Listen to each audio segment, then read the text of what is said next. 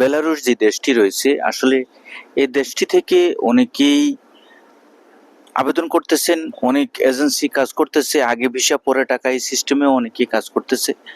সুতরাং এই বেলারুশ দেশটির জন্য আবেদন করার ক্ষেত্রে যে আপনাকে লক্ষ্য রাখতে হবে যে বিষয়টা, সেটা হচ্ছে অনেকেই এই দেশটিতে যাচ্ছেন যে ইউরোপে প্রবেশ করবেন। ইউরোপে আপনি এই দেশটিতে গেলে আপনি ইউরোপে যেতে পারবেন। তো ইউরোপে একটা সময় পরে আপনি ইউরোপে যেতে পারবেন।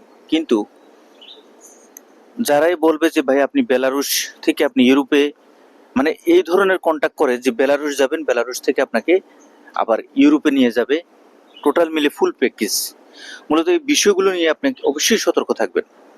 আপনি বেলারুশ হচ্ছে রাশিয়ার পার্শ্ববর্তী, মানে রাশিয়ার পাশের দেশ। তবে এই দেশের ভাষা, কালচার, সম্পূর্ণ সবকিছু কিন্তু রাশিয়ানদের উপর নির্ভর করে, বা রাশিয়ানরাই কিন্তু এই দেশে বসবাস করে।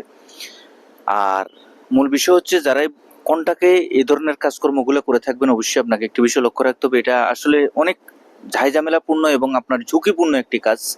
সুতরাং এই ধরনের কোনটাকে আপনি না যাওয়াটাই ভালো। এবং আপনি এই দেশে যাবেন, এই দেশে একটা সময় পরে, একটা নির্দিষ্ট সময় পরে আপনি বৈধভাবে অন্য কোনো দেশে বা ইউরোপের অন্য কোনো দেশে যাওয়ার জন্য চেষ্টা করবেন, সেটাই আপনার জন্য ভালো হবে। ধন্যবাদ।